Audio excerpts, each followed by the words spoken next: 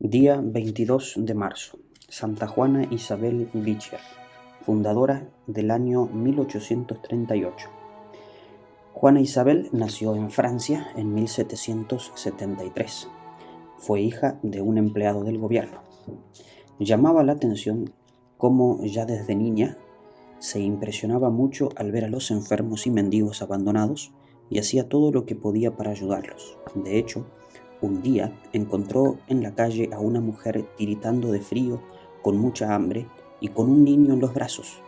La llevó a su casa y le dio de comer y le regaló un manto de lana para que se preservara del frío. Su diversión favorita cuando era niña era ir a la playa del mar y construir castillos de arena. Pero más tarde ella construirá muchos edificios para gente pobre y exclamará: la inclinación a construir edificios la tuve desde muy chiquitita. Era una inclinación regalada por Dios para que hiciera un gran bien a la humanidad. La joven tenía 19 años, varios jóvenes le habían propuesto matrimonio, pero ella declaró francamente a su mamá que su más grande deseo era dedicarse totalmente a la vida espiritual y a buscar el reino de Dios y la salvación de las almas. Y en aquellos tiempos estalló la Revolución Francesa y empezaron a asesinar a todos los que tenían fincas y haciendas.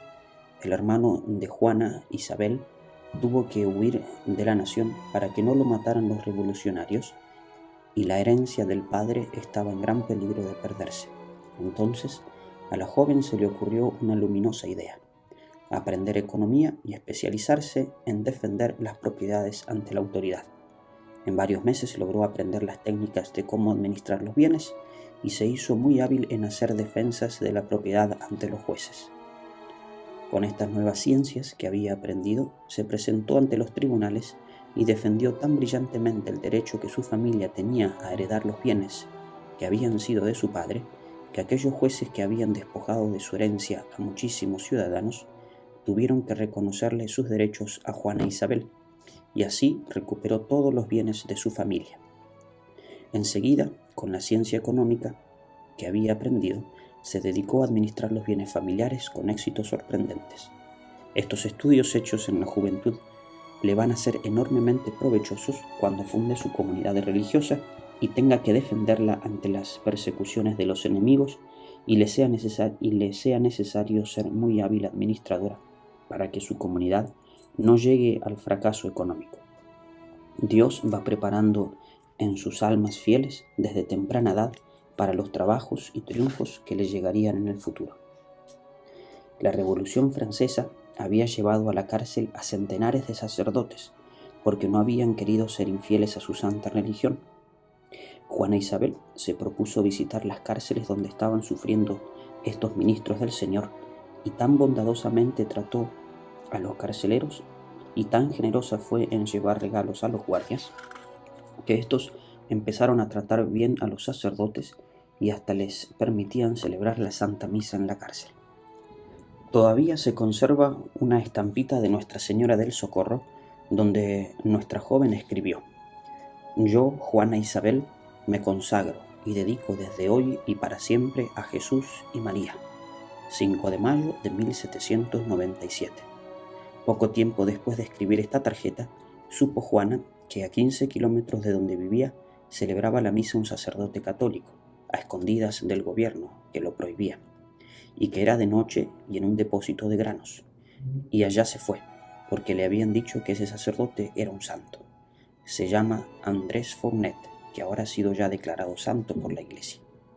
Desde la primera vez que ella vio celebrar misa al padre Fournet, se convenció de que era un verdadero hombre de Dios y se propuso hablarle. Pero eran muchas las personas que deseaban charlar con él. La joven se abrió paso por entre la gente, pero el sacerdote, al verla tan elegante, dispuso poner a prueba su humildad y le dijo: usted aguarde, que antes debo atender a estas personas pobres que son más importantes.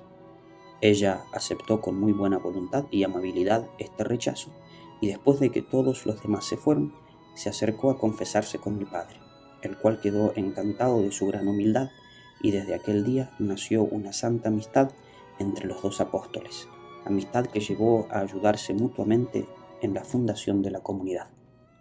Juana Isabel le pidió permiso al sabio sacerdote para irse de monja a un monasterio trapense donde no se habla y se vive ayunando, rezando y meditando.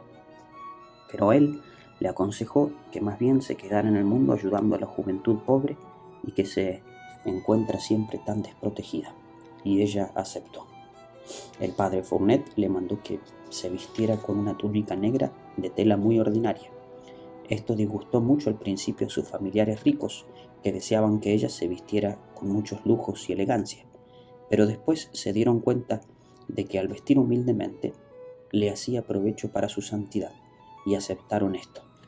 Juana y el padre Fournet empezaron a reunir muchachas piadosas de buena voluntad y fundaron la comunidad de las Hijas de la Cruz, para atender a la juventud pobre y abandonada. Y la santa se dedicó a fundar casas de su comunidad en diversos sitios de Francia.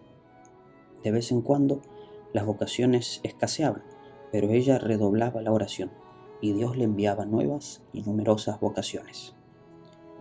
Un gran escritor escribió así de nuestra santa: es uno de los temperamentos más ricos que he encontrado, bondadosa, resuelta, estricta y amable, inteligente y muy comprensiva, muy trabajadora y verdaderamente humilde. No se desanima ante ninguna dificultad. Ningún obstáculo es demasiado grande como para que la obligue a desistir de sus buenas obras. Las angustias interiores no le hacen perder su alegría exterior y los triunfos no la vuelven creída ni orgullosa. Le llegan dificultades muy grandes, injurias, incomprensiones, problemas enormes, y nada le hace perder su serenidad y su paciencia, porque confía inmensamente en Dios. Fundó más de 60 colegios para niñas pobres y parecía una segunda Santa Teresa por su gran fortaleza para vigilar y dirigir y ayudar en todo. Además de sus numerosos y penosos viajes y de sus agotadores trabajos, hacía ayunos y penitencias y rezaba mucho sin cansarse. Las últimas semanas de su vida sufrió dolores muy agudos que le ayudaron a santificarse más.